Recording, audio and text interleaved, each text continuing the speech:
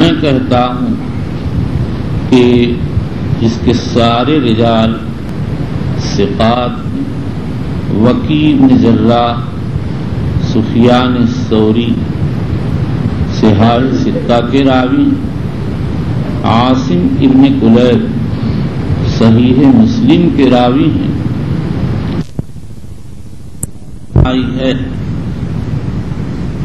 اور عبد الرحمن ابن اسود صحیحین کے راوی ہیں، علقمہ صحاح ستہ کے راوی ہیں۔ نیز اس کے رجال نے دوسرے سے ملاقات کی ہے، سند متصل ہے، جیسا کہ امام طحاوی نے تصریح فرمائی۔ حافظ ذکی الدین منذری نے بعض علماء سے نقل کر دیا کہ عبد الرحمن نے علقمہ سے نہیں سنا ہے۔ تقی الدین ابن دقیق العید کہتے ہیں میں نے اس کو بہت تلاش کیا لیکن یہ پتہ ہی نہیں چلا کہ یہ قائل کون ہے۔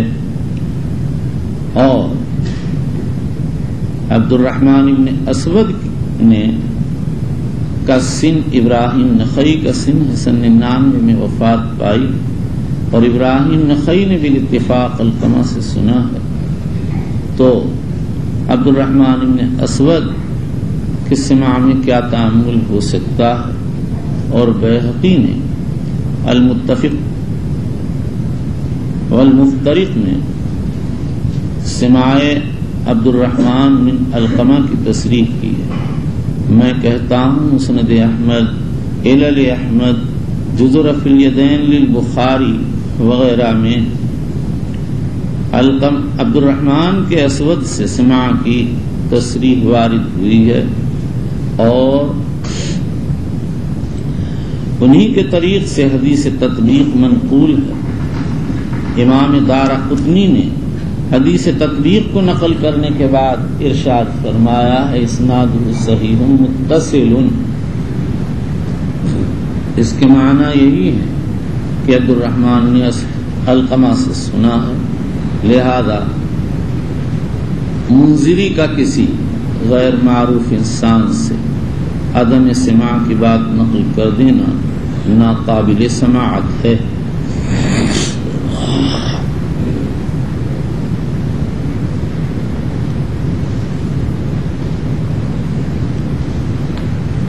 یہاں جو سب سے بڑا اعتراض ہو سکتا ہے وہ یہ کہ یہ حدیث سفیان ثوری پر دائر اور وہ مدلس ہیں اور یہ روایت معنعنا نقل کرتے ہیں۔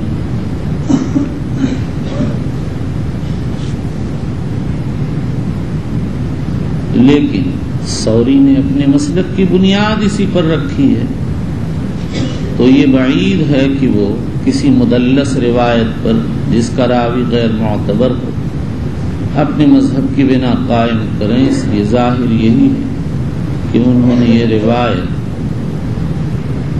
عاصم بن کلیب سے سنی ہے۔ یہاں پہنچ کر محدثین اور جمہور کی طرف سے اس روایت کے کئی جوابات دیے جاتے ہیں۔ نمبر 1، امام احمد، امام بخاری، ابو حاتم، ابو داود اور ابن حبان و حاکم کہتے ہیں اس حدیث کا سیاق مختصر ہے اس حدیث سے جس کو عبداللہ ابن ادریس عن عاصم بن کلیب نقل کرتے ہیں۔ راوی کو وہم ہو گیا، حدیث میں ترک رفع تھا نہیں، اس کو ایسے انداز میں نقل کر دیا جس سے ترک رفع سمجھ میں آنے لگا۔ امام بیہقی رحمۃ اللہ علیہ ارشاد فرماتے ہیں کہ عبداللہ ابن ادریس عاصم بن کلیب سے جب یہ روایت نقل کرتے ہیں تو اس میں تکبیر تحریمہ کے وقت رفع یدین نقل کرتے ہیں اور باقی مواضع میں رفع و ترک سے کوئی تعارض نہیں کرتے، تطبیق یدین بین الفخذین کا تذکرہ کرتے ہیں۔ تو ہو سکتا ہے رفع ہو لیکن راوی نے نقل نہ کیا ہو، جیسے باقی ساری سنت نماز کی سنتیں نقل نہیں کی ہیں۔ لیکن اختصار کا دعویٰ بدو وجہ مشکل ہے۔ اول تو اس لیے کہ جو لوگ اختصار کے دعوے دار ان میں یہ اختلاف ہے کہ کس نے اختصار کیا۔ ابن حبان کہتے ہیں وکی نے، بخاری ابو حاتم نے اشارہ کیا سفیان ثوری نے، اور حاکم نے یہ اشارہ کیا ہے کہ عاصم نے قلیب نے اختیار کیا۔ انہوں نے اس حدیث پر کلام کرتے ہوئے فرمایا عاصم کان یختصر الاخبار ویؤدیها بالمعنى ولم یخرج حدیثه فی الصحیح، لیکن ان کا یہ آخری جملہ محل غور ہے، ان کی حدیث مسلم شریف میں موجود ہے۔ ابو بردہ نے حضرت علی سے نقل کیا ہے قال نہانی رسول اللہ صلی اللہ علیہ وسلم ان اتختم فی هذه وهذه واشار الى السبابة والوسطى، رواہ مسلم رحمہ اللہ تعالی۔ اور خود عاصم امام حاکم نے تصریح کی ہے کہ مسلم نے عاصم نے کلیب اور شریک سے احتجاج کیا ہے، اور بیہقی فرماتے ہیں کہ بظاہر حاکم نے صحیح سے بول کر صحیح بخاری مراد لی، یہ توجیہ صحیح معلوم ہوتی ہے، لیکن صحیح مسلم میں ہونا کافی ہے۔ بخاری کا کسی راوی کی روایت کے مقبول ہونے کے لیے اس سے روایت لینا لازم و ضروری نہیں ہے۔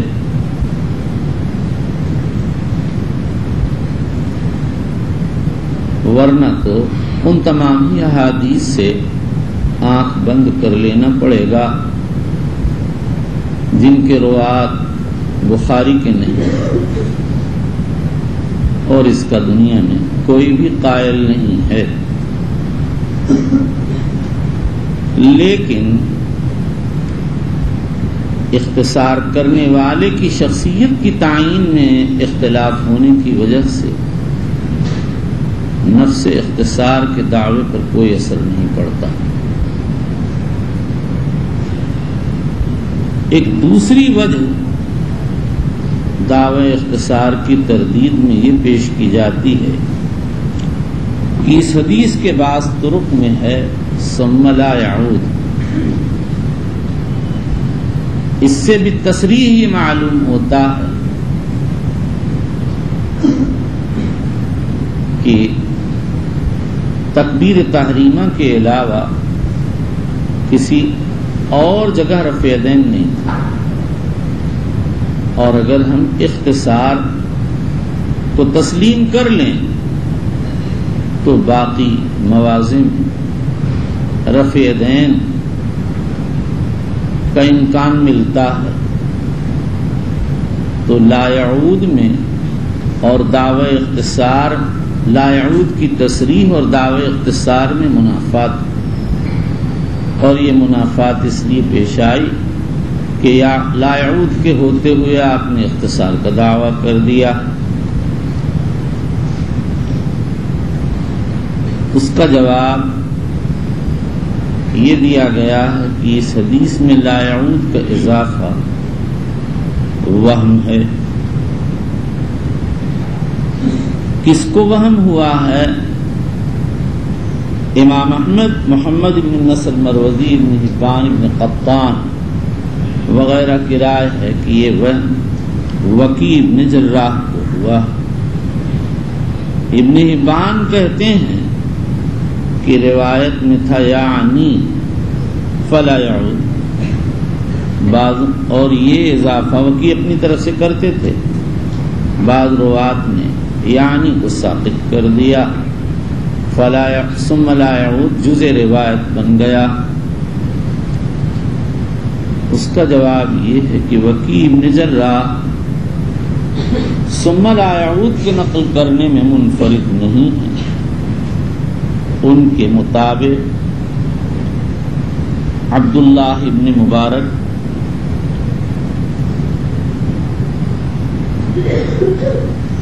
ابو حذیفہ موسیٰ ابن مسعود نہدی ہیں. ابن مبارک کی روایت نسائی نے تخریج کی ہے اور ابو حذیفہ کی روایت دارقطنی نے علل میں ذکر کی ہے. نیز وکی کے تلامذہ کو بھی وہم نہیں ہوا. یہ لفظ ان سے یحییٰ ابن عبد الحمید حمانی، نعیم ابن حماد خزائی اور زہیر ابن حرب نقل کرتے ہیں. حمانی کی روایت دارقطنی نے اور نعیم ابن حماد کی روایت طحاوی نے اور زہیر ابن حرب کی روایت ابو محمد ابن حزم ظاہری نے تخریج کی. اور وکی کے اکثر تلامذہ وہ یہ لفظ تو نقل نہیں کرتے لیکن اس کے معنی نقل کرتے ہیں. امام احمد کی روایت میں فلم یرفع یدیہ الا مرتن بعینہ الفاظ سے ابن ابی شیبہ نے المصنف میں روایت کیا ہے اور امام ابو داود نے ان کے بھائی عثمان ابن ابی شیبہ سے ہی لفظ نقل کیا. اسی طرح حناد ابن سری، محمود ابن غیلان وغیرہ نے بھی اسی کے قریب قریب نفی اس بات کی شکل میں الفاظ نقل کی. امام بخاری اور ابو حاتم رازی نے یہ اشارہ کیا کہ یہ وہم سفیان الثوری کو ہوا. ابو حاتم رازی کہتے ہیں ثوری کے علاوہ دوسرے لوگ یہ روایت عاصم سے نقل کرتے ہیں تو اس میں تطبیق نقل کرتے ہیں. اور امام بخاری رضی اللہ عنہ نے امام احمد سے نقل کیا. انہوں نے یہ ابن آدم سے، وہ فرماتے ہیں میں نے عاصم بن کلیب کی کتاب دیکھی. انہوں نے ابن ادریس سے نقل کیا، عبداللہ ابن ادریس سے.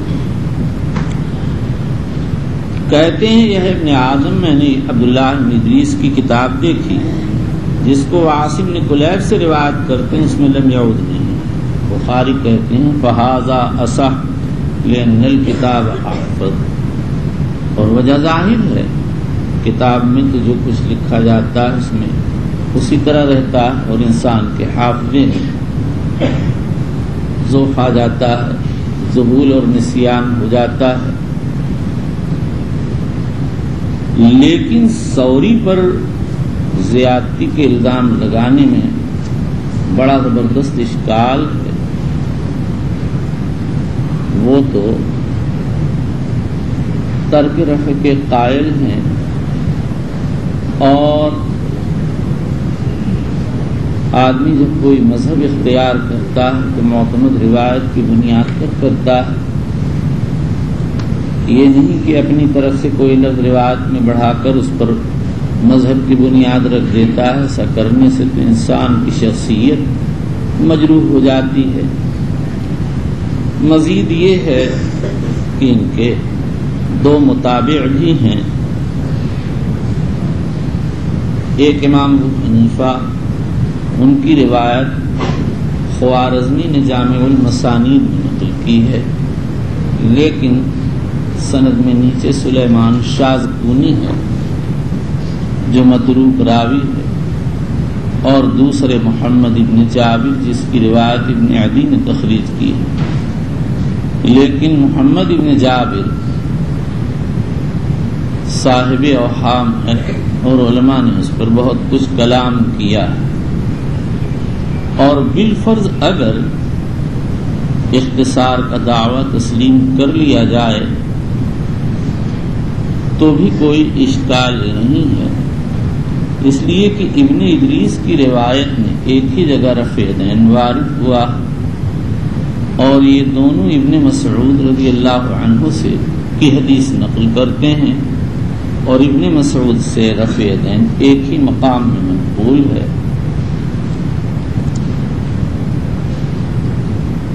بدیع الدین راشدی کی رائے یہ ہے کہ یہ دونوں حدیثیں الگ الگ ہیں۔ ثوری کی روایت میں تو ترک رفع ہے، لیکن ابن ادریس کی روایت سے رفع دین ثابت ہوتا۔ میں کہتا ہوں کہ بدیع الدین راشدی نے یہ بات ساری دنیا کے خلاف کہی ہے۔ امام بیہقی نے تصریح کی ہے کہ ابن ادریس کی روایت میں صرف رفع دین عند الافتتاح کا ذکر ہے، اس کے بعد اور کہیں بھی رفع دین کا تذکرہ نہیں ہے، اور یہ چیز ابن ادریس کی روایت کے الفاظ سے بالبداہت ثابت ہے۔ دوسرا جواب یہ دیا گیا کہ ابن مسعود کی یہ حدیث منسوخ ہے۔ امام بیہقی رحمۃ اللہ علیہ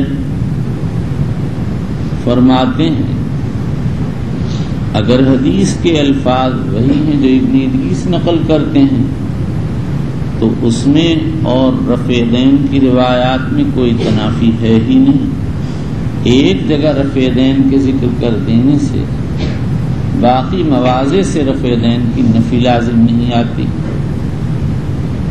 اور اگر حدیث کے الفاظ وہ ہیں جو سفیان ثوری نقل کرتے ہیں تو ہو سکتا ہے یہ ابتدا کی حدیث ہو، جب تک رفع دین مشروع نہیں ہوا اور اس کے بعد مشروع ہوا، اور اس کا قرینہ یہ ہے کہ اس حدیث میں تطبیق کا ذکر ہے اور تطبیق ابتدائی عمل ہے، بعد میں منسوخ ہو گیا۔ بیہقی کی تقریر نہایت واضح ہے، اس پر اگر کوئی اشکال کر سکتا ہے تو صرف یہ کر سکتا ہے کہ یہ نسخ بالاحتمال ہے، لیکن بیہقی نے جو قرینہ پیش کیا ہے وہ نہایت مضبوط ہے کہ ابن مسعود کی روایت میں تطبیق کا ذکر ہے، تطبیق ابتدائی عمل ہے، تو ظاہر یہ ہے کہ ترک رفع بھی ابتدائی عمل ہوگا، بعد میں رفع دین مشروع ہوا ہوگا اور ابن مسعود رضی اللہ تعالی عنہ سے مخفی رہ گیا۔ نمبر 3،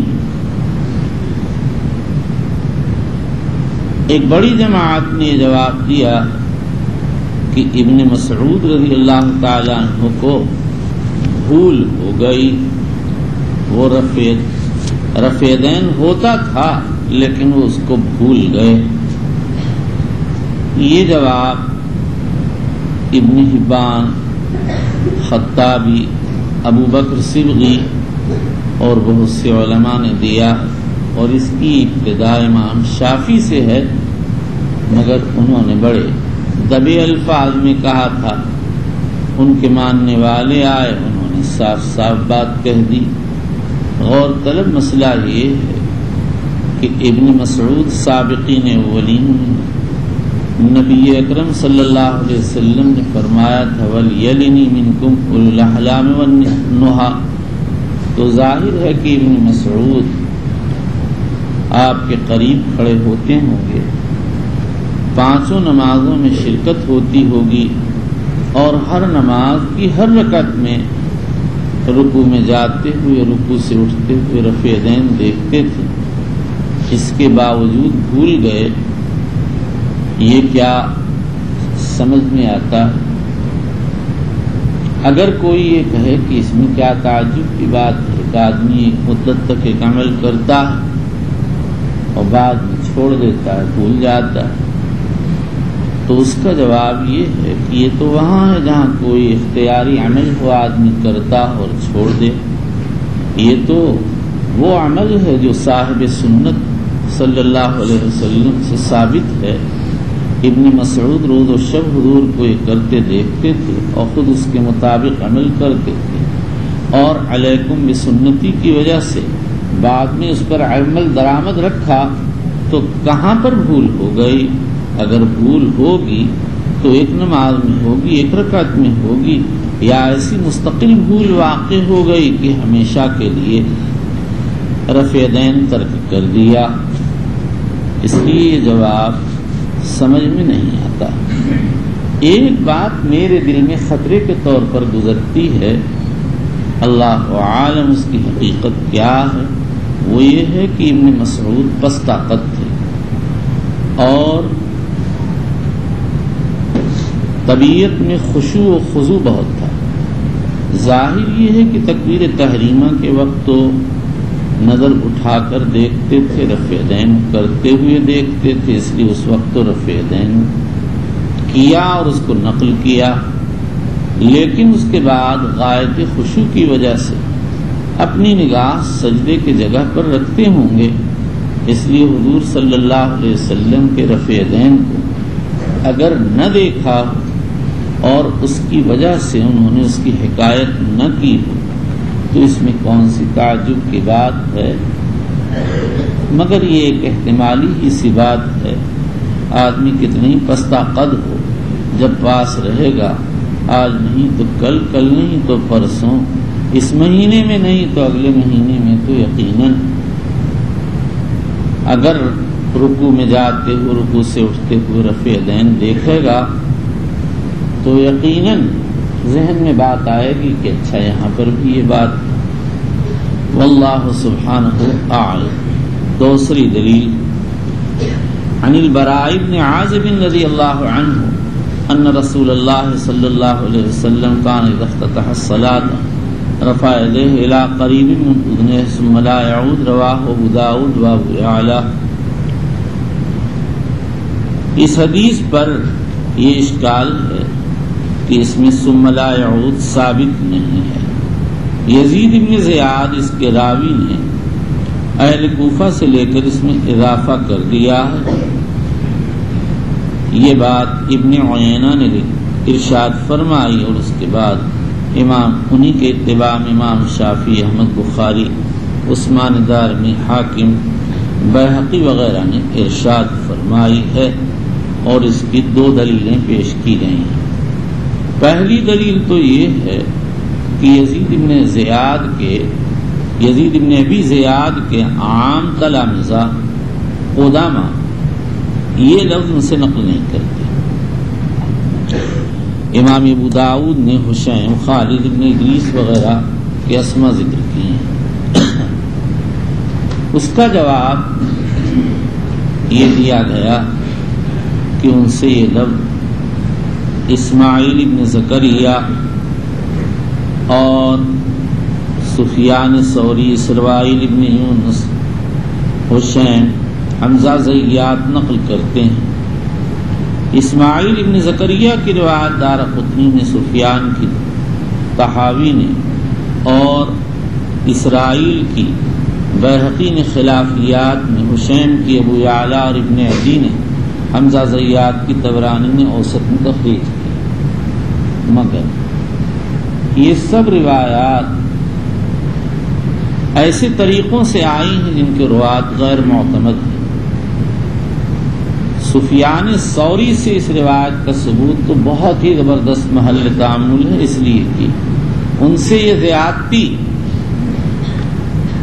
معمل ابن اسماعیل نقل کرتا ہے جو کثیر الغلط ہے، اور انہی کے دو تلمیذ عبد الرزاق اور محمد ابن یوسف فریابی جو حافظ حدیث ہیں، یہی روایت جب ان سے نقل کرتے ہیں تو یہ زیادتی نقل نہیں کرتے. اول تو جب دو اور ایک کا مقابلہ ہوگا تو دو کو ترجیح ہوگی، کیونکہ الاثنان اولا بالحفظ من واحد. اور دوسرے جب حافظ اور غیر حافظ کا مقابلہ ہوگا تو حافظ کی روایت کو ترجیح حاصل ہوگی. واللہ تعالی اعلم۔ اس کی اور بھی بات اسانید ہیں، اس پر بھی علماء نے کلام کیا۔ تیسری دلیل ابن عمر کی وہ روایت ہے جو بہقی نے کتاب الخلافیات میں نقل کی ہے، اس میں کان یرفع یدیہ اذا افتتح الصلاۃ ثم لا يعود، لیکن ابھی اس کے بارے میں بتایا جا چکا کہ وہ روایت موضوع ہے۔ اور چوتھی دلیل عباد ابن زبیر کی مرسل روایت ہے ان رسول اللہ صلی اللہ علیہ وسلم کان اذا افتتح الصلاۃ رفع یدیہ ثم لم يرفعهما فی شیء حتی یفرغا۔ امام بہقی حافظ ابن حجر کہتے ہیں فی اسنادہ من ینظر فیہ۔ علامہ انور شاہ کشمیری کہتے ہیں کہ یہ روایت مرسل جید ہے، لیکن حافظ ابن قیم نے منار منیف میں اس کو موضوع قرار دیا۔ اس کے علاوہ اور بھی بہت سی روایات کو دلیل میں پیش کیا جاتا ہے جن میں رفع یدین فی موضع واحد کا ذکر ہے، لیکن عدم الذکر عدم کی دلیل نہیں ہے۔ بعض لوگوں نے یہاں پہنچ کر اور بھی دنیا بھر کی روایتیں پیش کی ہیں۔ حقیقت یہ ہے کہ دونوں طرف روایات، لیکن رفع یدین کی روایات اس کے مخالف جہت کی روایات سے اقواب ارجح، مگر ہیں روایات اپنی جگہ موجود۔ ابن حزم جیسے نے اس کی تصحیح فرمائی۔ اب تو ترجیح کی ضرورت ہے۔ حنفیہ جمہور علماء کی طرف سے کئی ترجیحی باتیں پیش کی گئیں۔ سب سے پہلی بات تو یہ ہے کہ اس بات کی روایتیں اقوا ہیں، اور دوسری بات یہ ہے کہ ان میں کثرت ہے۔ امام شافعی فرماتے ہیں 13 صحابہ سے منقول ہے۔ امام بخاری کہتے ہیں 17 صحابہ سے منقول ہے، اور ابن جوزی نے مقدمہ موضوعات میں 26 صحابہ کا نام لیا۔ ابو علی نیشاپوری نے 33 صحابہ یا اس کے آس پاس کا نام لیا۔ تقی سبکی کہتے ہیں 43 صحابہ سے منقول ہے، عراقی کہتے ہیں 50 سے مروی، اور فیروز آبادی آئے کہنے لگے 400 صحابہ سے منقول ہیں، لیکن یہ بالکل غلط ہے۔ اور تیسری وجہ ترجیح یہ ہے کہ رفع یدین کا تعلق اس بات سے ہے، ترک رفع کا نفی سے، اور جب نفی اس بات میں تعارض ہوگا تو اس بات کو ترجیح حاصل ہوگی۔ اور بہقی نے ایک دوسرا جواب دیا کہ ترک رفع کی روایت منسوخ ہے، ابھی اس کے متعلق ضمناً تقریر آ چکی ہے۔ اور ایک تیسرا جواب یہ دیا گیا کہ ترک رفع کی روایت مؤول ہے۔ شاہ اسماعیل شہید فرماتے ہیں کہ ثم لم یرفع کا مطلب یہ ہے فی ابتدائی رکعت الثانیہ، رکعت ثانیہ کے ابتدا میں رفع یدین نہیں کیا۔ اور جو لوگ ترک رفع کے قائل وہ یہ کہتے ہیں کہ ترک رفع کے روات فقیہ ہیں، اور جب فقیہ غیر فقیہ کی روایت میں تقابل ہوگا تو فقیہ کی روایت کو ترجیح ہوگی۔ اس پر اشکال یہ ہے کہ رفع یدین کی روایت کے راوی سالم جو مدینہ کے ان فقہائے 7 میں سے ہیں جن کے فتویٰ پر اہل مدینہ اعتماد کرتے تھے۔ بعضوں نے ایک دوسری وجہ ترجیح بیان کی کہ نماز حرکت سے سکون کی طرف آئی ہے۔ پہلے نماز میں بات چیت ہوتی تھی، لیکن یہ سب ختم ہو گیا تو ہو سکتا ہے کہ ابتدا میں رفع دین رہا ہو، بعد میں نہ رہا ہوگا، لیکن اس کی کوئی دلیل نہیں ہے۔ اگر کلام منسوخ ہو گیا تو رفع دین کا منسوخ ہونا لازم نہیں آتا۔ بعض علماء نے یہ جواب دیا کہ ترک رفع کی روایت قرآن کے مطابق ہے۔ قال تعالی قوموا للہ قانتین۔ اس پر اشکال یہ ہے کہ یہ رفع اسی رفع دین کی جنس سے ہے جو تحریمہ کے وقت ہوتا، عیدین کی نمازوں میں ہوتا۔ اسی طرح سے بعض لوگوں نے ایک اور جواب دیا، وہ یہ کہتے ہیں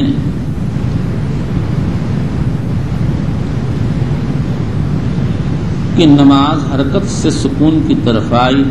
اس پر اشکال یہ ہے کہ سکون اعمال صلاۃ میں سے، سکون سے مراد سکون ان غیر اعمال الصلاۃ ہے، یعنی پہلے نماز میں بات چیت کی اجازت تھی جو مقاصد اعمال صلاۃ میں سے نہیں ہے، اس کے بعد اس کو منسوخ کر دیا گیا۔ تو اگر بعض چیزوں کی بطریق رخصت اجازت رہی ہو اور وہ منسوخ ہو گئیں تو اس سے ان امور کا انکار کیسے کیا جا سکتا ہے جو عمل صلاۃ کے طور پر کیے جاتے ہیں۔ امام طحاوی فرماتے ہیں کہ رفع دین منسوخ ہے، اور دلیل میں پیش کرتے ہیں کہ جن لوگوں سے رفع دین نقل کیا گیا ہے انہی سے اس کے خلاف عمل منقول ہے، اور راوی کا اپنی روایت کے خلاف عمل کرنا روایت کے منسوخ ہونے کی دلیل ہے۔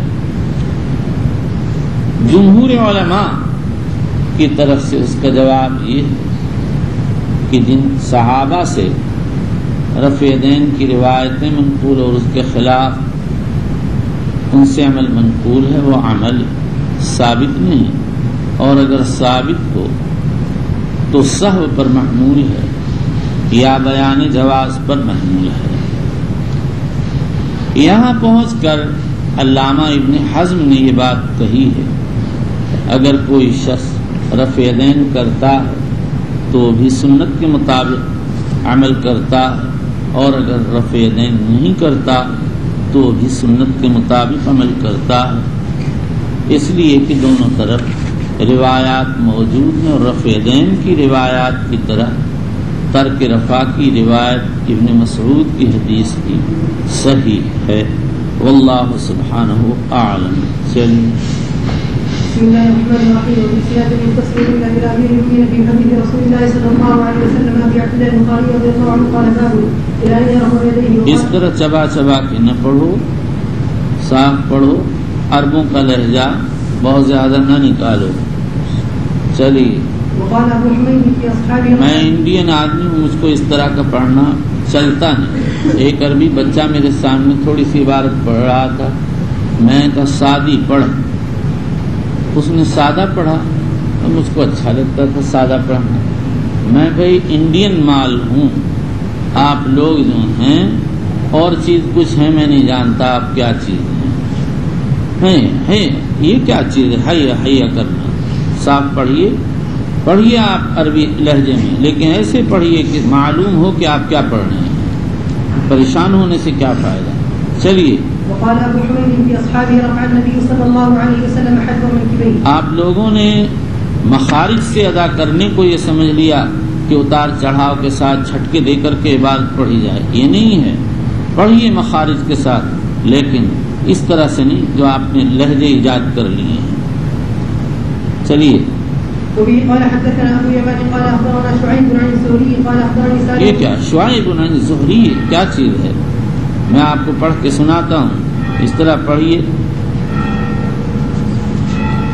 وبالإسناد المتصل منا إلى أمير المؤمنين في حديث رسول الله صلى الله تعالى عليه وسلم قال حدثنا محمد بن مقاتل قال أخبرنا عبد الله بن المبارك قال أخبرنا يونس عن الزهري قال أخبرني سالم بن عبد الله عن عبد الله بن عمر رضي الله عنهما قال رأيت رسول الله صلى الله تعالى عليه وسلم إذا قام في الصلاة رفع يديه حتى تكون حسب منكبيه وكان يفعل ذلك حين يكبر الركوع ويفعل ذلك إذا رفع رأسه من الركوع ويقول سمع الله لمن حمده ولا يفعل ذلك في السجود. یہاں بھی تو مخارج ادا کیے گئے، جھٹکا دینے سے کیا فائدہ ہے؟ چلیے.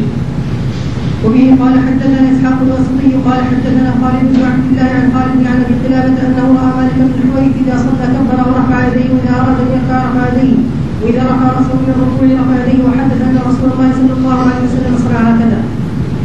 وبالاسناد المتصل الى امير المؤمنين من حديث رسول الله صلى الله عليه وسلم عن عبد الله البخاري رضي الله عنه قال باب اذا ان يرفع يديه وقال ابو حميد في اصحابه رفع النبي صلى الله عليه وسلم احد منكبيه.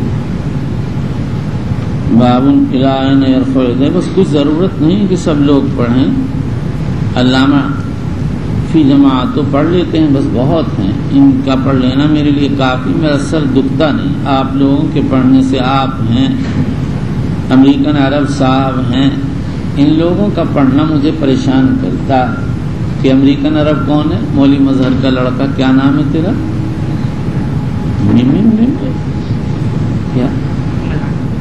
کیا نام ہے؟ سارے بہاری ایک ہی زبان پہ بولتے ہیں، زور سے کہو. محمد عالم. کمبخت کوے. چلیے. چڑی مار جو ہے، یہ اس کو اتنا غصہ آتا ہے، اس کو چڑی مار کہتے ہیں. ارے پاگل، چڑیا مار کے کھا کھا کے مضبوط ہو جائے گا بے وقوف.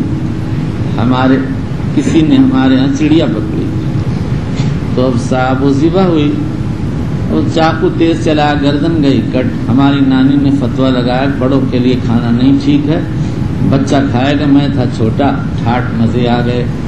اب جب کبھی چڑیا پکڑی جاتی میں سوچتا ہے اس کی گردن کٹ جائے تو اچھا ہے، میں ہی کھاؤں گا. نانی کا فتویٰ جائے بات، کیسے بھائی؟ بڑوں کے لیے ٹھیک نہیں ہے، بچوں کے لیے ٹھیک ہے. بس بڈھی کا فتویٰ بھی عجیب ہے.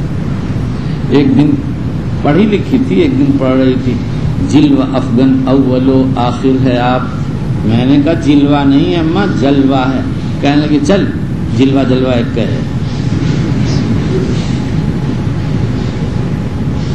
ایک دن کہہ رہی کرے تھے تہجد پڑھے تھے. میں نے کہا اماں تہجد نہیں ہے، تہجد ہے. کہنے لگی تہجد ایک کہ ہوتا ہے. اس کی اردو عجائب بات تھی. ایک دن ایک پلیٹ پہ کچھ لکھا ہوا تھا. میں نے کہا اماں بہت اچھا لکھا ہے، یہ کس نے لکھا؟ کہنے لگی ارے انہیں ایک دن میں چنھوا پار دیے رہوں، یعنی لکیر کھینچ دی تھی. میں سمجھا گپ پھانکتی ہے بڈھی. میں نے کہا کاؤ ہے، یعنی یہ کیا لکھا ہے؟ کہنے لگی مسجد. میں نے کہا مسجد لکھا ہے. کہنے لگی ارے مسجد مسجد ایک کہ ہوتا ہے. سمجھے؟ تو لکھا تھا اس نے مسجد خود ہی، اور پڑھ کے آ رہی ہے مسجد. ہمارے دیہاتوں میں مسجد کو مسجد کہتے ہیں. تو ساتھ دیکھیے اس بڈھی کی قرات عجیب تھی، القرات العجیبہ. کافی میں فتوے لگاتا تھا، اور جب وہ خط لکھواتی کئی دن تک خوشامد کرتی. اس کا خط عذاب الہی تھا. جو اس کے خط میں پھنس گیا سمجھ جاؤ کہ جیل میں بند ہے. صبح سے بیٹھ جاتی تھی، 2 حرف لکھ کے سوچتی، پھر کہتی پیچھے سے پڑھ، پھر اس کے ساتھ 2 حرف ملا دیتی، پھر سوچتی. بس ایک کارڈ کیا ہوتا تھا، وہ 2 گھنٹے پورے لگتے تھے لکھنے کے لیے. اور پھر ہدایات لا دکھا، ارے اتنا بڑا بڑا لکھت. اچھا صاحب، ارے اماں کا ضرورت ہے، پیسہ لاگا. اس کی بڈھی کے فتوے عجیب. اور جہاں پتہ لکھا جاتا ہے کہتی تھی وہاں 2 سطر لکھ. کہ اماں پکڑ لے کہ نہیں، کوئی نہیں پکڑتا، چل لکھ. تمام سب پورا بے فائدہ چیز لکھواتی تھی. فلاں کھیت میں بویا گیا ہے، فلاں آدمی فلاں وقت آیا، تو کیا فائدہ ان چیزوں کو لکھنے سے؟ اگر اب زندہ ہوتی میں کہہ دیتا بھٹی تیرا زمانہ القتل، لیکن بھائی میرے پڑھنے میں اس کے بڑا دخل ہے. بس بیچاری بیٹھی رہتی تھی اور میں کتاب دیکھتا رہتا. پھر جب اٹھتا تب روتا، تو سمجھ جاتی کہ روتا کیوں ہے، کہ کیوں روتا تھا. عشاء نہیں پڑھے ہوتا تھا نا، بیٹھا کتاب دیکھ رہا ہوں. اب جب اٹھا تب عشاء پڑھنا، اب سردی لگتی تھی، پھر بیچاری اٹھ کے پانی گرم کرتی، پھر میں وضو کرتا، پھر عشاء پڑھتا، پھر سویا کرتا. ماشاءاللہ میں بھی کیسا تھا، کیا کہنے میرے کہ جماعت سے کہیں پڑھتے. ماشاءاللہ میں بہت بہادر تھا نا، چپ بیٹھا کتاب دیکھ رہا ہوں. ابا غصے ہوتے تھے کہ ابھی سے بہت نمازیں نہ پڑھ، ورنہ جو لوگ بچپن میں بہت پڑھتے ہیں جوانی میں چھوڑ دیتے ہیں. تو ان کے ڈر کے مارے نہیں اٹھتا تھا. کہ جب میں ذرا کچھ بڑا ہو گیا پھر تو پڑھنے لگا تھا. ایک مرتبہ گیا ان کے ساتھ تراویح پڑھنے، تو وہ تو پڑھ رہے تھے، رکوع بھی کیا، سجدے میں چلے گئے. تب میری آنکھ کھلی، میں نے فوراً کھٹاکھٹ رکوع کیا اور سجدے میں چلا گیا. سلام پھیر کے ابا نے کہا چل جا سو جا. چھوٹا سا تھا، بڑا شوق تھا مجھ کو مسجد میں جانے کا، رات میں اٹھنے کا، اور پتہ نہیں کیا کیا کرتا رہتا تھا.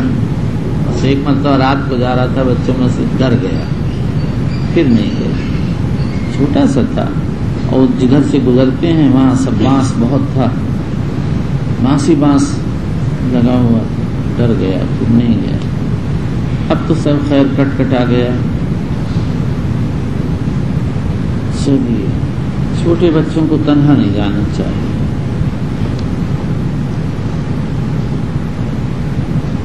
اللہ تعالیٰ سب کی مغفرت کرے. بچوں پتہ نہیں کس کس نے، میرے پڑھنے میں تو نہ معلوم کس کس مخلوق کا احسان ہے، میں کہہ نہیں سکتا. سب کو حصہ رسد ملے گا اگر مقبول ہو گیا کچھ. تم لوگ تو ماشاءاللہ بہت علامت الدہر ہو، تمہارا کیا پوچھنا، تمہاری تو شخصیت ہی الگ ہے. چلیے، یہ بات اتنی کیوں ہو گئی؟ اقرأ القراء النخلوی صاحب نے عبارت شروع کی اس لیے، ارے بھائی لڑکوں ان کا پاؤں پکڑ لو تم لوگ، اور یہ بس آپ نہ پڑھا کریں. آپ اور ابن المظہر ان دو سے بچوں کان پکڑو، ہاتھ جوڑو، کہ جب بھی آپ دونوں پڑھتے ہیں تو کفی جماعتوں صاحب جو ہے جب پڑھتے ہیں اس کی آواز سے مجھے الجھن نہیں ہوتی، صاف ستھری بات پڑھتا ہے. غلط پڑھے تو فی جماعتوں چچی جماعت کو بلاتا ہے، تب بھی وہ صحیح پڑھتا ہے. اس کو اتنا غصہ آتا ہے کہ مجھے میرا نام کیا رکھ دیا ہے، تو نہیں پڑھا ہے. اب گھر جائے گا، اگر میں کبھی زندگی میں ادھر آ گئے، میں کہوں گا بھائی مولوی فی جماعت کہاں گئے؟ اب لوگ کہیں گے کون ہے مولوی فی جماعت؟ کہہ رہے وہی اس کی ایک چچی جماعت ہے جس سے کچھ پیسہ مانگا ہوگا، اس نے نہ دیا ہوگا تو کہہ رہا تھا فی جماعت ہو. چچی جماعت بات تو پوری کرو، وعدہ پورا کرو. سب اس کو الو کہیں گے. چلیے، ایک گجراتی کا نام میں نے پوچھا، ارے تیرا کیا نام ہے؟ فرماتے ہیں جابر. میں نے کہا اچھا، اس کا نام جابر رکھ دی. اس کے والد بھی آتے ہیں، ان سے میں پوچھتا ہوں، ہنستے ہیں میرے سامنے، وہ اس کو جابر ہی کہتے ہیں. چلیے، کہ نام رکھنے، ہاں سب کا نام. ایک لڑکے کا نام رکھا تھا CID. لڑکوں نے تمام اس کا نام CID رکھ دیا. بہت بیچارہ پریشان ہوتا تھا. پھر میں نے منع کیا، بچوں اس کو نہ کہو، پریشان ہوتا ہے. تو ایسے نام رکھ دیتا تھا. کبھی کسی کا کچھ چڑی مار کا نام، کوئی چڑی مار اس کو نہیں کہتا، بچوں یہی نام دے دو.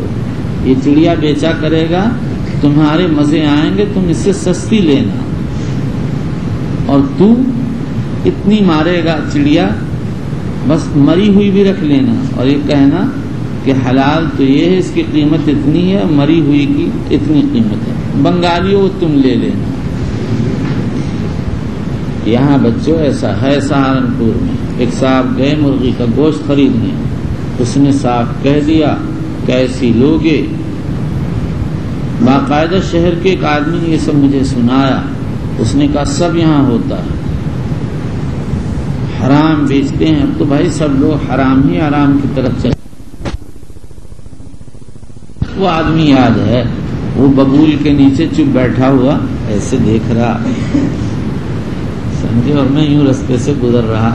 تو میں سوچا یہ آدمی کیوں بیٹھا ہے, تو اسے دیکھا ایسے, تو کانپا لگا ہوا تھا اس کا, وہ چڑیا پکڑنے والا. پھر میں چلا گیا کیونکہ وہ ناراض ہوتا. میں تو بچہ تھا چھوٹا سا, برسات کا زمانہ تھا, کوئی وہاں تھا بھی نہیں بڑا. اب تو زمانہ اچھا تھا, بچوں اتنے چھوٹے بچے گزرتے تھے, کوئی ان کو پوچھتا بھی نہیں. بڑے ہم عجائبات بیوقوف تھے. ایک مرتبہ ہاتھی آیا ہمارے گاؤں میں, ایک تیر میں نے رگڑ کے اس میں نوک بنا رکھی تھی. میں نے کہا اس ہاتھی کو مار کے آؤں گا, اور میں اور جمال الدین چل پڑے, اور برسات کا زمانہ. ہاتھی کا مالک منع کرے کہ نہیں ماریں گے اس کے پاؤں میں. بس صاحب اس نے ایک دم کو ہاتھی کو لوٹایا ہماری طرف. اب ہم دونوں بھاگتے. وہ تو وہی ذرا سا لوٹا کے چل دیا اور ہم بھاگتے جا رہے. جب بہت دور پہنچ گئے تب یوں کر کے دیکھ رہے ہیں, جا چکا تھا. ورنہ ہاتھی کو اگر لوٹا دیتا ہو تو 1 منٹ میں صاف کر دے. ایک رات میں 8 دن کا سفر کرتا ہے ہاتھی, سمجھے. 8 دن میں جہاں آدمی پہنچے گا, اس کی دوڑ اتنی تیز ہے کہ 1 رات میں پہنچ جاتا ہے. یہ بہت عجیب جانور ہے. چلیے, یہ کہاں آپ نے پڑھا؟ اس میں حیات الحیوان میں کہیں ضمن ایک قصے میں ہے. یہ اگر ہاتھی آ جائے میں کہہ دوں گا آ بیٹے اب تم لوگوں کے اوپر پٹ پٹ پٹ پٹ پٹ پٹ پٹ پٹ. یہ کیا ہو رہا ہے؟ بس چٹپٹ سب تم لوگ ختم ہو جاؤ گے کہ پھر کیا آپ کریں گے؟ چپ. سمجھا. اور ہاتھی سے کہوں گا ادھر دیکھ, مجھے جانے دے. وہ بڑا سمجھدار ہوگا جو میری مان لے گا. ارے میاں سب اللہ کے ہاتھ میں, جس کی ہو جاتی ہے اس کو کوئی بچا نہیں پاتا, اور جس کو وہ بچانے پہ آتے ہیں اس کو کوئی مارتا نہیں. سمجھے نا. ایک مرتبہ ایک پاگل ہاتھی ہمارے گاؤں سے گزرا. ایک صاحب اپنی گاڑی پر ایسے سوئے ہوئے تھے, تو اس نے سونٹ سے اس کو گاڑی کو ادھر کر دیا, اور ایک دم آواز آئی پل پر سے, بس دوڑا. ایک نے پوچھا رے تو کہاں ہے؟ کہ سرپت میں. کہ تو کہاں؟ کہ پل کے نیچے.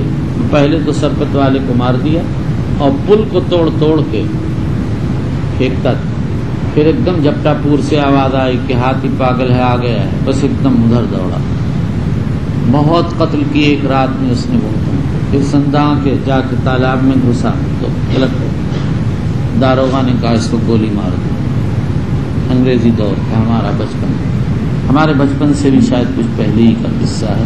بچپن میں مشہور تھا یہ قصہ. لیکن اگر مجھے بچپن میں مل جاتا تو ضرور تیر مار دیتا. یہ بڑا, یہاں ایک بھینسے نے اس کو سینگ مار دیا ہاتھی کو, ابھی چند سال کے بعد. بس ایک دم کو الٹ کے اس نے پاؤں رکھ دیا, بھینسا اسے مر گیا. بس بھینسا بھی بہاری تھا, کیا ضرورت تھی بھائی ہاتھی کو مارنے کی؟ ہاتھی تو یو پی کا تھا. کہاں یو پی کا تھا صاحب, وہ بھینسا بھی یو پی ہی کا تھا. یو پی والے بڑے خوش ہو رہے ہیں. ہاتھی بھی یو پی کا, بھینسا بھی یو پی کا. وہ بھینسا یہ سمجھا ہوگا کہ نامعقول, میرے سینگ کے سامنے تو ٹک سکتا ہے. اسے ذرا سا رسید کیا, اس نے 1 لاکھ رکھا, صاف ہو گیا. سمجھ میں آیا نا بھائی, ایسے ہی ہوتا ہے. لیکن بہرحال انسان ہے. ایک مرتبہ افریقہ میں عورتیں بیٹھی تھی کار پر, وہ ہاتھی جنگلی گزر رہا تھا, اور کسی نے اس کو چھیڑ دیا. تو کار کی طرف متوجہ ہوا. اس میں جو عورت بیٹھی تھی وہ بہت سمجھدار تھی, اتر کے ایک دم نیچے کو ادھر سے چلی گئی. تو وہ اتنا سمجھا ہی نہیں کہ اسی نے کیا ہے, وہ سمجھا کہ کار نے کیا ہے. بس کار پہ آ کے پاؤں رکھ دیا، وہ آرم پار ہو گئی، قصہ تمام، لیکن عورت بچ گئی۔ یہ ہے وہ بات۔ کیا بات؟ اوپر سے فیصلہ تھا کہ موت نہیں آئے گی، لیکن یہ فیصلہ تھا کہ گاڑی ختم ہو جائے گی۔ سب اوپر سے ہی چلتا ہے، اوپر سے بچوں ایسے فیصلے چلتے ہیں کہ چھری رکھی ہوئی اور بچ جاتا ہے آدمی۔ ایسا قصہ پیش آیا ہے، چھری رکھی ہوئی اور بچ گیا۔ جنگ ہو رہی تھی اور صحابی رومی کے نیچے آ چکے تھے اور ایک دم کو وہ چھری خنجر نکال ہی رہا تھا، حضرت طلحہ کود کر آئے، دشمن کے لشکر سے صاف کر دیا۔ یہ طلحہ مرتد ہو گئے تھے، نبوت کا دعویٰ کیا تھا، پھر تائب ہو گئے، لیکن حضرت خالد کے ڈر کی وجہ سے دارالاسلام میں نہیں آتے تھے، مگر اندر سے مسلمان ہو گئے تھے تائب ہو کر۔ جب انہوں نے دیکھا کہ رومی سوار ہے عربی انسان پر، تو ان سے برداشت نہ ہوا اور لشکر روم سے نکل کے آئے صاف۔ اس کے بعد اپنا ماجرہ حضرت عمرو بن عاص سے کہا اور یہ کہا مجھے ڈر یہ خالد مار ڈالے گا مجھے۔ تو حضرت عمرو بن عاص نے خط لکھا۔ حضرت عمر طواف کر رہے تھے، جب طلحہ نے کہا میں طلحہ ہوں، بالکل سرخ ہو گئے۔ حضرت عمرو بن عاص کا خط پیش کیا، پڑھتے ہی حضرت عمر ٹھنڈے ہو گئے اور فرمایا تم یمن چلے جاؤ، خالد تمہارا کچھ نہیں کر سکتے۔ یہ بہت زبردست پہلوان تھے۔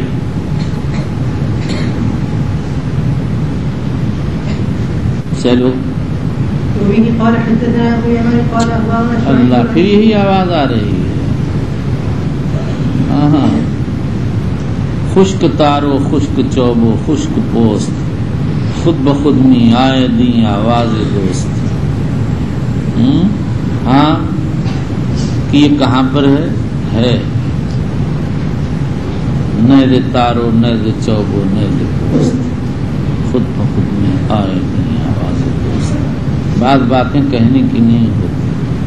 چلیے وبه قال حدثنا ابو اليمان قال اخبرنا شعيب عن الزهري قال اخبرني سالم بن عبد الله بن عمر ان عبد الله بن عمر اگر یہ جو لٹھ مار قرات ہے القرات اللٹھیہ، تو کتاب کیسے پوری ہوگی؟ آپ بخشیں بچوں، اس کا گلا مڑوڑ دو یا تو یا یہ پڑھے نہیں، قتل کروا دوں گا تجھے اگر تو نے کیا۔ کہ کیسے کروائیں گے؟ لڑکوں سے کہہ دوں گا جب یہ سو رہا ہو مکہ مارو اس سے۔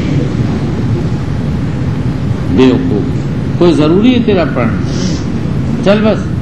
قال رأيت النبي صلى الله عليه وسلم افتتح التكبير في الصلاة فرفع يديه حين يكبر حتى جعلهما حذو منكبيه إذا كبر للركوع قال مثله، وإذا قال سمع الله لمن حمده فعل مثله، وقال ربنا ولك الحمد ولا حمد لك حين يسجد ولا حين يرفع رأسه من السجود۔ ایسا ہے کہ بس مجھے معافی کر دیں گے، اب آئندہ نہ پڑھیں گے۔ اب تک تو میں نے سختی نہیں کی ہے، نہ مجھے آپ اچھے لگتے ہیں، نہ آپ کی آواز اچھی لگتی ہے، نہ آپ کی قرات اچھی لگتی ہے، نہ انداز قرات اچھا لگتا ہے، بس معاف کریں۔ پڑھ لیا، تبرک آپ کا حاصل میں نے کر لیا۔ چلیے وبالإسناد المتصل إلى أمير المؤمنين في حديث رسول الله صلى الله عليه وسلم أبي عبد الله البخاري رضي الله عنه قال باب رفع اليدين إذا قام من الركعتين۔ امام بخاری یہ تو بیان کرنا رہ گیا۔ باب الی این یرفع یدیہ، آدمی کہاں تک ہاتھ اٹھائے، اس مسئلے میں دیکھیے آپ عبارت نہ پڑھیں، وہ گڑبڑ ہو جاتی ہے، اس میں اختلاف ہے۔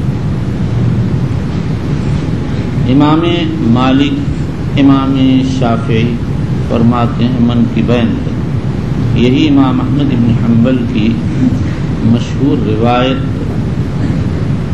امام ابو حنیفہ فرماتے ہیں اذنین تک۔ امام احمد بن حنبل سے ایک روایت یہی منقول ہے، ان سے پوچھا گیا تو فرمایا اما انا فاذهب الى المنکبین۔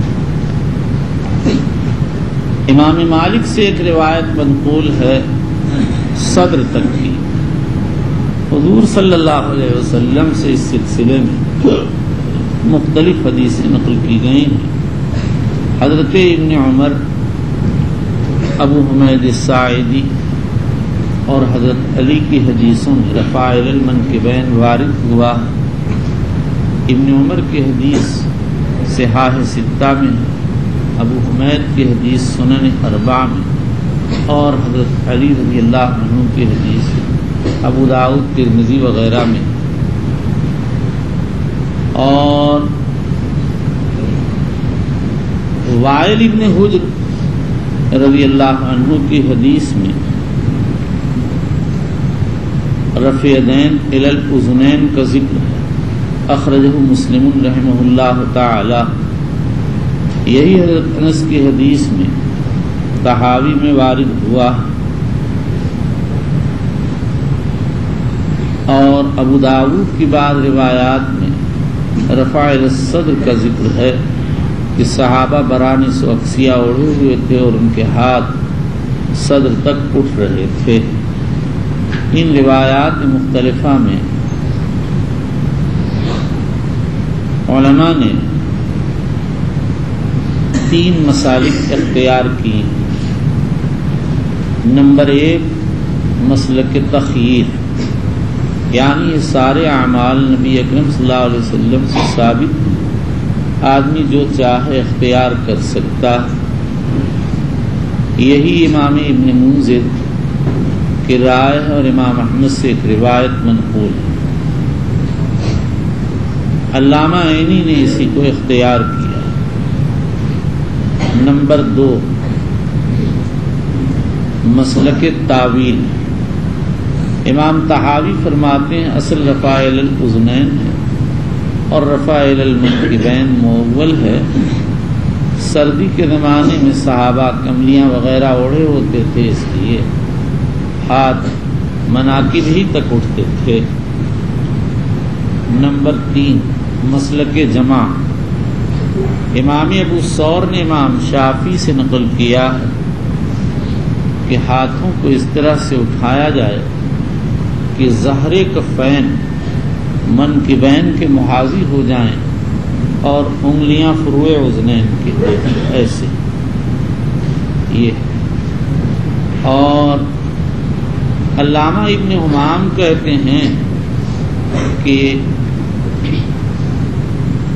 حنفیہ کا جو معمول ہے اس میں جمع بین الروایات، اس لیے کہ اصل رسل منکبین کے محاذی ہو جاتی ہے اور انگلیاں کانوں کے.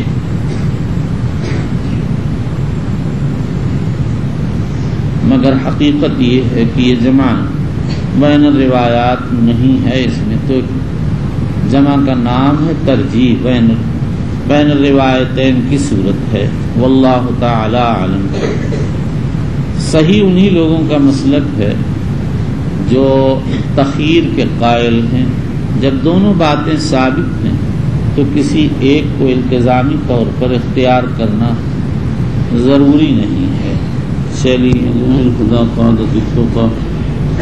اللهم اغفر لنا وارحمنا ومشايخنا وعلمنا ما جهلنا ووفقنا لما تحب وترضى من القول والعمل وجنبنا الفواحش والمعاصي والخطايا والزلل.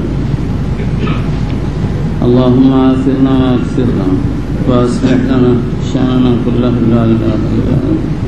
أما بعد، وبالإسناد المتصل منه إلى أمير المؤمنين في حديث رسول الله صلى الله عليه وسلم أبي عبد الله محمد بن إسماعيل البخاري رضي الله عنه وأرضاه وأجزل ثوابه ووفاه وحشرنا في زمرته ونفعنا بعلومه. قال: باب رفع اليدين إذا قام من الركعتين، یعنی ثلاثیہ اور رباعیہ میں 2 رکعت کے بعد جو قیام ہو تو اس وقت بھی رفع یدین کیا جائے گا. یہی ابن وہب نے امام مالک سے نقل کیا اور یہی امام احمد کی ایک روایت ہے جو ان کی بہت سے اصحاب نے اختیار کیا ہے. ابن خزیمہ، ابن منذر، ابو علی طبری، بہقی، بغوی، نووی وغیرہ نے اسی کو اختیار کیا ہے. ابن تیمیہ کہتے ہیں جو محققین علماء سنت رسول اللہ صلی اللہ علیہ وسلم کے واقفین ہیں ان کے نزدیک یہ مندوب ہے.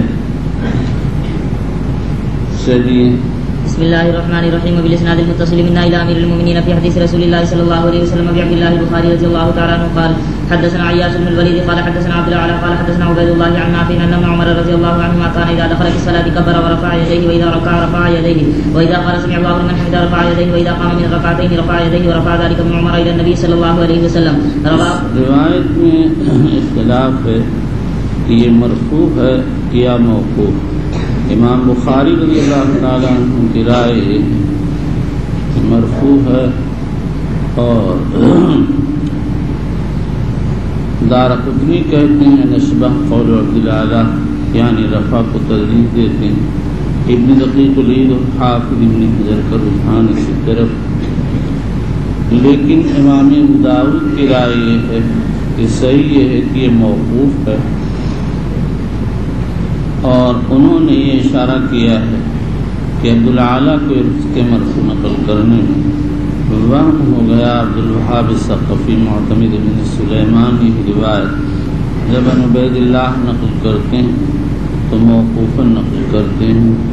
ابو بکر اسماعیلی نے اپنی بعض مشائخ سے بھی یہی نقل فرمایا ہے کہ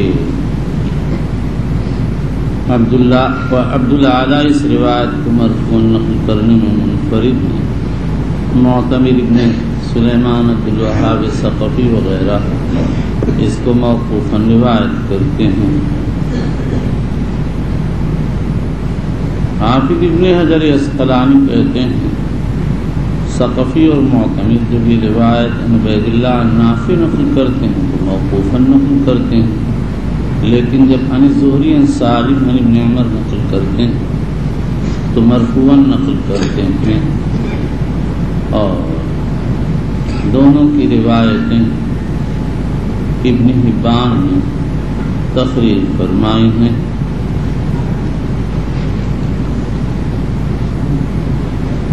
ورواه حماد بن سلمة عن أيوب عن نافع عن عمر عن النبي صلی اللہ تعالی علیہ وسلم. حماد بن سلمہ کی یہ تعلیق امام احمد نے مسند میں، بخاری نے ذکر الیدین میں اور بہقی نے اپنی سنن میں تخریج فرمائی. امام اسماعیلی کہتے ہیں اور اسی طرح اس کے بعد کہتے ہیں اور رواہ طہمان عن ایوب و موسیٰ بن عقبہ مختصر. ابراہیم طہمان کی روایت امام بہقی نے تخریج کی ہے. امام اسماعیلی کہتے ہیں کہ حماد اور ابن طہمان کی روایتوں میں رفع الیدین عند القیام من الرکعتین کا ذکر نہیں، یعنی یہ تعلیق بخاری نے بے محل ذکر کر دی ہے. کہتے ہیں فلعل المحدث عنہ دخل له باب فی باب، یعنی یہ تعلیق سالم کی حدیث کے مناسب ہے جو باب ماضی میں آ چکی. اس کا جواب یہ دیا گیا کہ امام بخاری نے اس تعلیق کو یہاں لا کر ان لوگوں پر رد کیا ہے جو کہتے ہیں نافع کی روایت اصل حدیث میں موقوف ہے اور دوسرے حضرات نے ان کی مخالفت کی. یہ تعلیق لا کر بخاری نے بتا دیا کہ نافع کی اصل روایت مرفوع ہے، تنہا عبدالعالیٰ ہی ان سے مرفوع نقل نہیں کرتے، بلکہ تنہا عبدالعالیٰ ہی عن عبید اللہ عن نافع مرفوع نقل نہیں کرتے، بلکہ حماد بن سلمان ایوب عن نافع ابن طہمان ایوب و موسیٰ بن عقبہ عن نافع مرفوع نقل کرتے ہیں. تو گویا یہ بتانا ہے کہ نافع کی اصل روایت کے بارے میں جو لوگوں کا خیال ہے کہ موقوف ہے، مرفوع نقل کرنا وہم ہے. بخاری کہتے ہیں ایک ہی آدمی ان سے مرفوع نقل نہیں کرتا، بلکہ یہ سختیانی ان کی مطابعت کرتے ہیں، وہ بھی نافع سے اس کو مرفوع روایت کرتے ہیں. چلیے وفي الاسناد المتصل منا الى امير المؤمنين في حديث رسول الله صلى الله عليه وسلم ابي عبد الله البخاري رضي الله تعالى عنه قال باب وضع اليمنى على اليسرى في الصلاه، یعنی ہاتھ اٹھانے کے بعد ہاتھ باندھ لے. مصنف ترتیب وار چل رہے رفع الیدین پھر تحریمہ کے بعد یہ باب ہونا چاہیے تھا، لیکن رفع یدین کی مناسبت سے رفع یدین سے متعلق تراجم رفع عند الرکوع والرفع منہ اور رفع کی مقدار اور رفع یدین عند القیام من الرکعتین کے تراجم طبعاً ذکر کر دیے۔ جب سب سے فراغت ہو گئی تو اصل ترتیب کی طرف آئے اور فرماتے ہیں کہ ہاتھوں کو باندھنا چاہیے، دائیں ہاتھ بائیں ہاتھ پر رکھنا چاہیے۔ یہی حضرات ائمہ ثلاثہ اور جمہور علماء کا مسلک ہے۔ حسن بصری، ابن سیرین، امام مالک وغیرہ فرماتے تھے کہ ارسال کرنا چاہیے۔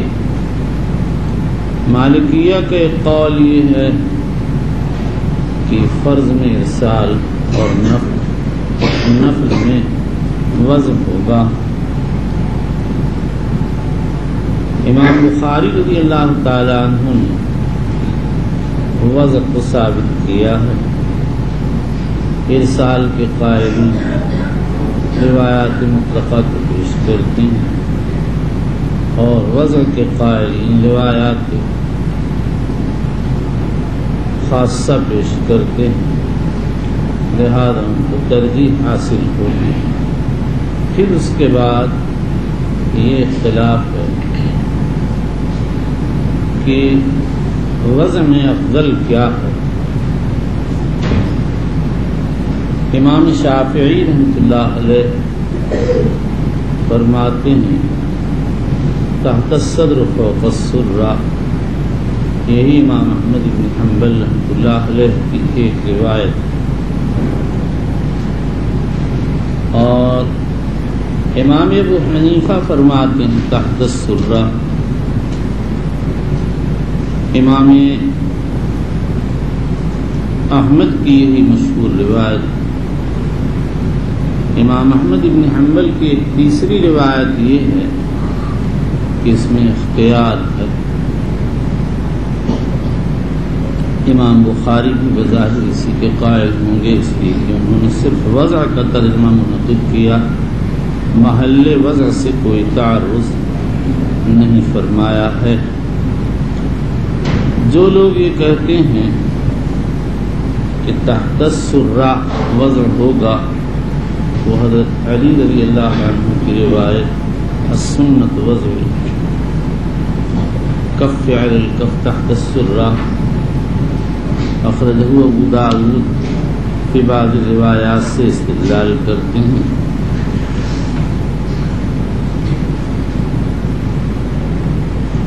ورواه احمد بن ابی شیبہ، لیکن اس کی سند میں عبد الرحمن بن اسحاق واسطی ہے جو ضعیف ہے، بلکہ بعض اس کو متروک کہتے ہیں۔ بعض لوگوں نے دوسری دلیل پیش کی کہ ابن ابی شیبہ نے وائل ابن حجر سے نقل کیا رأیت النبی صلی اللہ علیہ وسلم یضع یمینہ علی یسارہ شمالہ فی الصلاۃ تحت السرہ۔ بہت سے احناف نے اس روایت کی تقویت کی۔ قاسم ابن قتلبغہ کہتے ہیں تخریج اختیار میں سند جید۔ ابو طیب مدنی کہتے ہیں حدیث قوی۔ عابد سندھی نے طوالع الانوار میں لکھا حدیث رجال ثقات۔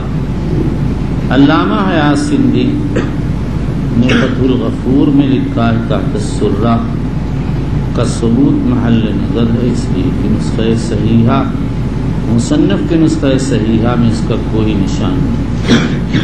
علامہ قائم سندھی نے فوز الکرام میں اس پر اعتراض کیا کہ میں نے مصنف کے ایک نسخے میں زیادتی دیکھی جس پر صحت کی علامات موجود ہیں۔ میں کہتا ہوں مصنف کا کہ جو نسخے میری نگاہ سے گزرے ہیں کسی میں بھی یہ زیادتی موجود ہے۔ سندھ میں ایک نسخہ ہے، اس کی نقل مدرسے کے قدیم کتب خانے میں آدھی ہے اور آدھی حضرت شیخ رحمۃ اللہ علیہ کے کتب خانے میں تھی۔ اس میں زیادتی ہے۔ اسی طرح ملتان سے جو نسخہ کسی زمانے میں تھوڑا تھوڑا چھپا تھا اس میں نہیں، اور پھر حیدرآباد سے جو نسخہ چھپا اس میں بھی اس کا کوئی نام و نشان نہیں ہے، اور یہی صحیح ہے۔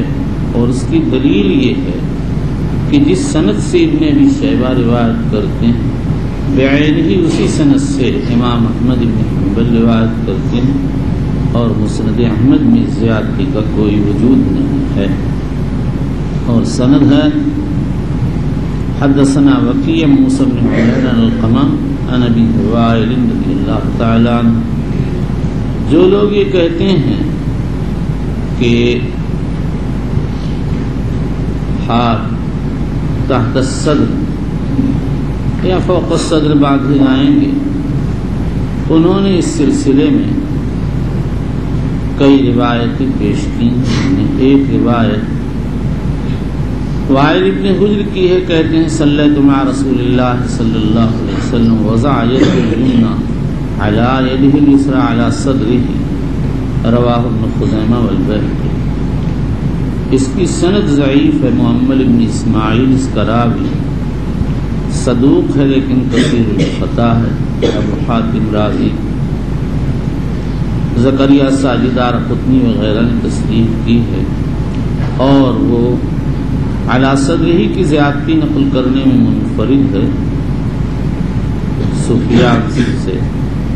عبداللہ بن ولید عدنی جو اس سے اقوا ہے یہی روایت سفیان سے بغیر زیادتی کے نقل کرتا، اخرجہ احمد۔ لیکن یہی حدیث وائل کی بزار نے تخریج کی ہے، ایک دوسری سند سے اس میں ہے عند صدرہ ہی، اس کی سند میں محمد بن حجر ہے جو ضعیف ہے۔ بہرحال وائل سے یہ مضمون دو سندوں سے مروی ہے، اور ایک دوسری روایت حضرت البختاری کی ہے جس میں وارد ہے رأیت النبی صلی اللہ علیہ وسلم یضع حاذہ علی صدرہ، رواہ احمد بن یحیی القطان۔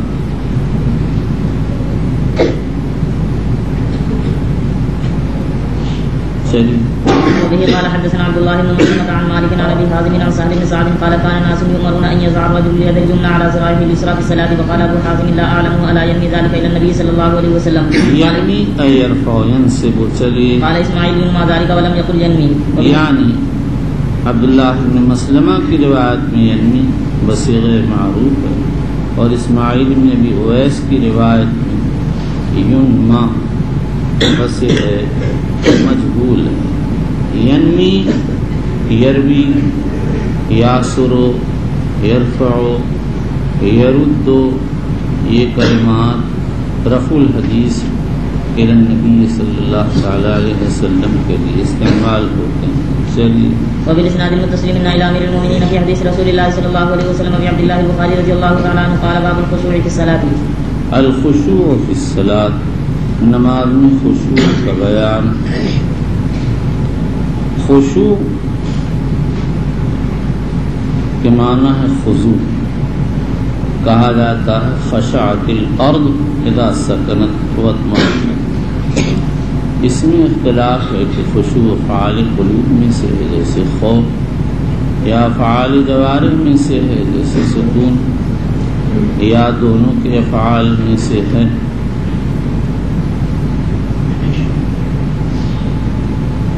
عام عارفین کہتے ہیں کہ افعال القلوب میں سے ہے، اور حدیث سے بھی اسی کی تائید ہوتی ہے۔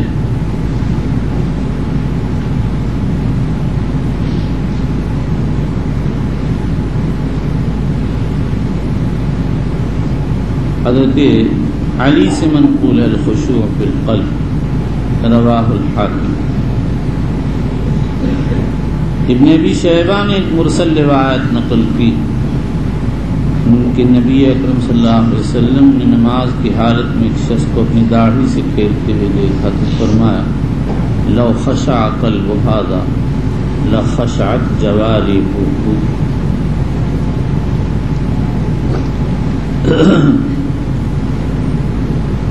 محققین فرماتے ہیں اصلاً خشوع قلب ہی کی صفت ہے، اور خشوع کے معنی انکسار اور شکستگی، اور جب قلب میں شکستگی ہوتی ہے تو اس کا اثر اعضاء و جوارح پر ظاہر ہوتا ہے۔ صاحب خشوع نگاہ نیچی کرتا، اپنے اطراف کو پست رکھتا ہے، اس کے بعد پھر اس میں اختلاف ہے کہ خشوع مستحبات میں سے یا واجبات میں سے۔ مشہور یہ ہے کہ مستحبات میں سے، یہی حنفیہ کا مذہب ہے، اور مالکیہ شافعیہ حنابلہ کا مشہور قول ہے۔ لیکن مذاہب ثلاثہ کا دوسرا قول یہ ہے کہ خشوع فرض ہے۔ قاضی اعجاز مالکی، قاضی حسین ابو زید مروزی شافعی حنبلی اور ابو محمد ابن حزم ظاہری اسی کے قائل، اور بعض علماء شافعیہ کہتے ہیں اگر خشوع نماز پایا گیا تو نماز ہی نہ ہوگی۔ علامہ محب تبری فرماتے ہیں اس سے مراد خشوع فی الجملہ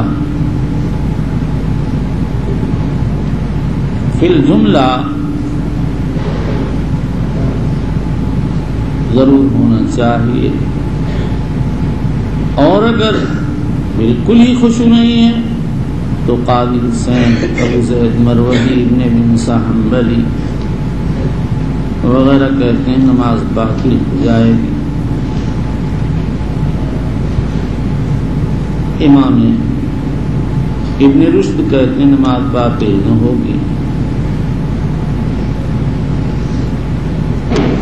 علامہ ابن رجب کہتے ہیں بخاری نے باب یہاں لا کر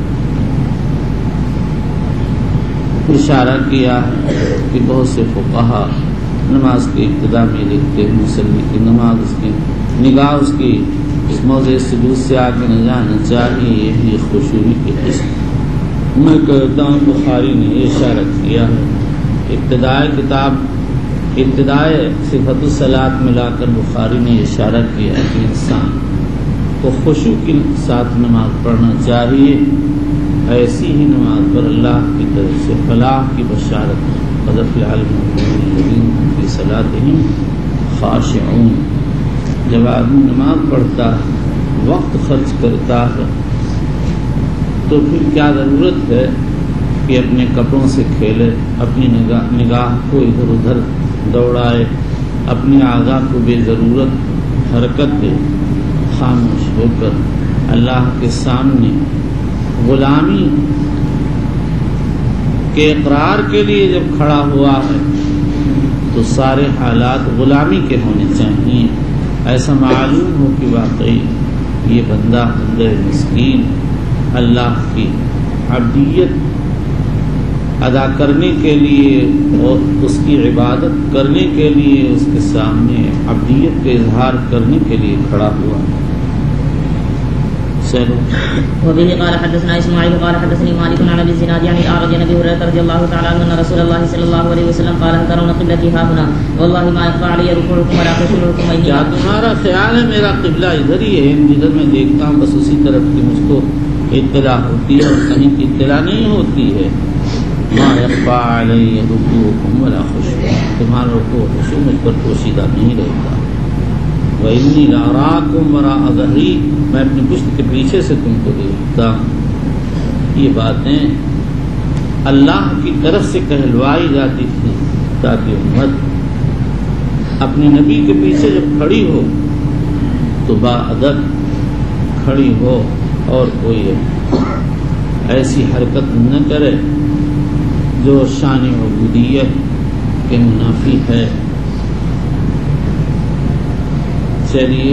وبه قال حدثنا محمد بن بشار قال حدثنا غندر قال حدثنا شعبة قال سمعت قتادة عن انس بن مالك رضي الله تعالى عنه عن النبي صلى الله عليه وسلم قال اقيموا الركوع والسجود فوالله اني لا اراكم من بعد وربما قال من بعد ظهر اذا ركعتم وسجدتم. پہلی روایت میں خشوع کا ذکر ہے، وہ تو ترجمۃ الباب کے مطابق ہے، اور دوسری روایت خشوع کا کوئی تذکرہ نہیں ہے. بعض علماء ارشاد فرماتے ہیں دونوں روایت ایک ہی مضمون سے تعلق رکھتی ہیں. جب ایک روایت میں ذکر آ گیا تو گویا دوسری میں بھی آ گیا. اور بعضوں کی رائے یہ ہے کہ بخاری نے اقیم الرکوع والسجود سے ترجمہ کیا. رکوع و سجود کی اقامت یہ ہے کہ آدمی رکوع اور سجدے کی حالت میں ساکن الاطراف ہو، جلد بازی سے کام نہ لے. اور بھائی قاعدہ ہے الظاہر عنوان الباطن. جب انسان کے اعضاء پر سکون طاری ہوگا تو یہ علامت ہوگی اس بات کی کہ باطن کے اندر خشوع ہے. نیند یہ ظاہر باطن پر اثر انداز ہوتا. جب آدمی کے اعضاء میں سکون ہوگا تو اس کا اثر باطن پر پڑے گا. اعضاء و جوارح بھی کو خفیف حرکت سے روکا جائے گا تو قلب کے اندر بھی رکاو پیدا ہوگا، انکسار اور شکستگی اور مسکنت آئے گی. چلیے. وفي الاسناد المتصل من الى امير المؤمنين في حديث رسول الله صلى الله عليه وسلم ابي عبد الله البخاري رضي الله تعالى عنه قال باب ما يقرأ بعد سال اندرا کا حادثہ پیش آیا. اس سال پاکستان گیا تھا اور جن شہر میں گھسا نہیں اور تھوڑا سا سویا، سو کے اٹھا، ظہر کی نماز کے لیے شور ہوا کہ اندرا کا حادثہ پیش آ گیا. میں نے سوچا غیر ملک ہے، معلوم نہیں کیا قصہ ہے، خاموش رہا. لیکن تھوڑی دیر کے بعد تصدیق ہو گئی کہ بھائی واقعہ صحیح ہے. کیا کہنا چاہ رہا تھا ذہن سے بالکل ایک قصہ کچھ سنا. کیا بات کر رہا تھا میں بچوں؟ اتنے بھی آپ لوگوں کو بھی معلوم. کیا بات اس سے کہی تھی؟ پاکستان کا قصہ شروع کر دیجیے.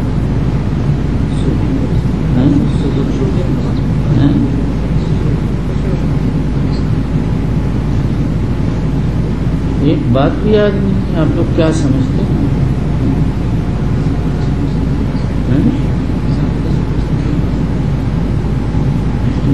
ذہن سے قصہ ہی نہیں. بچو اللہ پڑھاتا ہوتا ہوں بھول جاتا ہوں. یہ کیفیت کسی شہر کی تکلیف سے ہو گئی. اس کو یہ سب ہوتا نہیں. یاد آیا تو بتا دوں گا.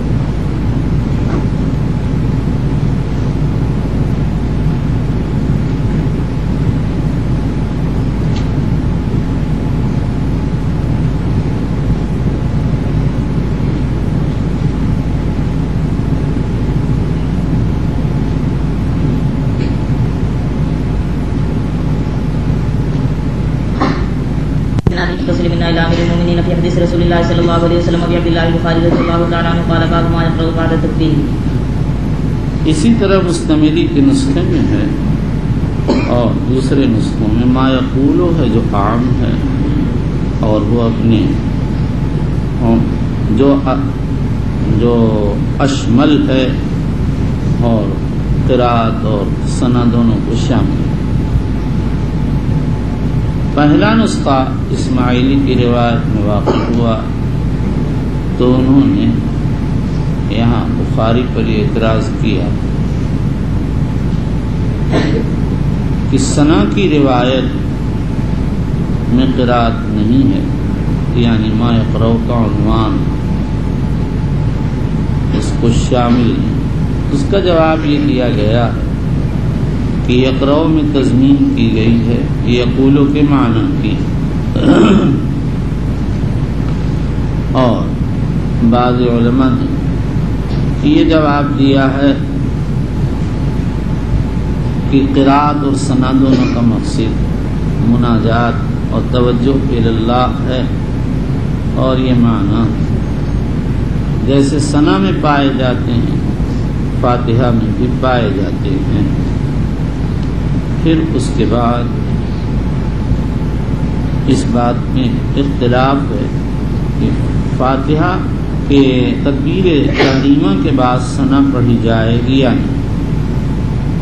امام مالک کہتے ہیں ثنا پڑھنا مستحب نہیں، امام ابو حنیفہ شافعی احمد جمہور فرماتے ہیں مستحب ہے۔ اس سلسلے میں کثرت سے روایات وارد ہیں۔ امام احمد کا مشہور مسلک تو یہی ہے کہ ثنا مستحب، لیکن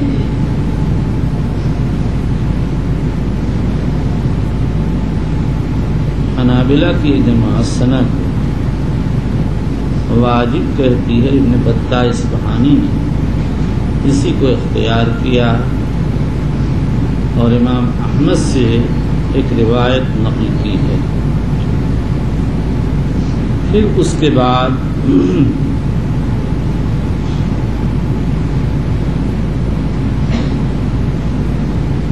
آگے امام بخاری رضی اللہ عنہ کیا کہنا چاہتے ہیں؟ انہوں نے اس باب میں ایک تو انس کی روایت قراءت فاتحہ کے باب میں نقل کی، اور دوسری ابو ہریرہ کی روایت ثنا کے باب میں نقل فرمائی۔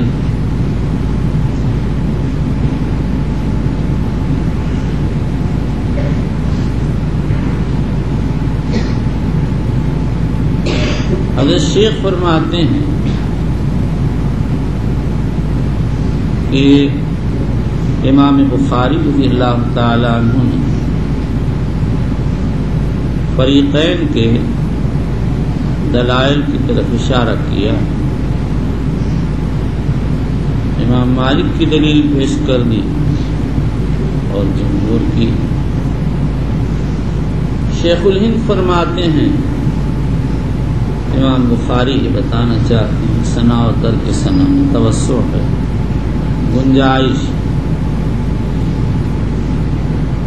ہمارا خیال یہ کہ امام بخاری نے جمہور کا مسلک اختیار فرمایا،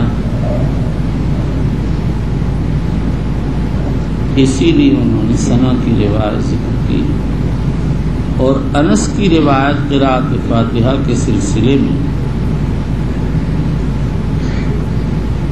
جو پہلے لے آئے ہیں اس کی وجہ یہ ہے کہ فاتحہ واجب ہے اور ثنا مستحب ہے۔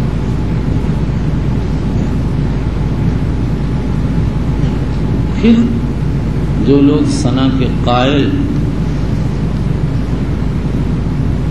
ان میں اختلاف ہے کون سی دعا پڑھنا چاہیے۔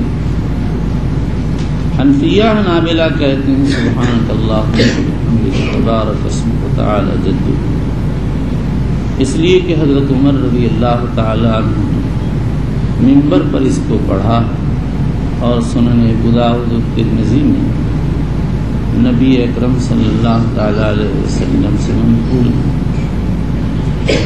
اور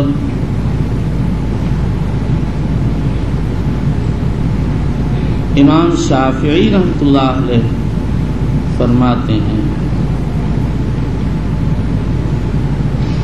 کہ ثنا کے باب میں تو ابو ہریرہ کی روایت اللہم باعد بینی وبین خطایا، یعنی جو بخاری اور مسلم میں، اور دوسرے حضرت علی کی روایت ہے انی وجہت وجہی الذی فطر السماوات والارض حنیفا وما انا من المشرکین، یعنی جس کو امام مسلم نے روایت کیا۔ ان دونوں میں سے کوئی ایک پڑھنا مستحب ہے۔ قاضی ابو یوسف رحمۃ اللہ علیہ کی رائے ہے کہ توجیہ و تسبیح کو جمع کرنا مستحب ہے۔ یہی زکریا ساجی، ابن خزیمہ، ابو حامد مروزی، ابو اسحاق مروزی شافعیہ میں سے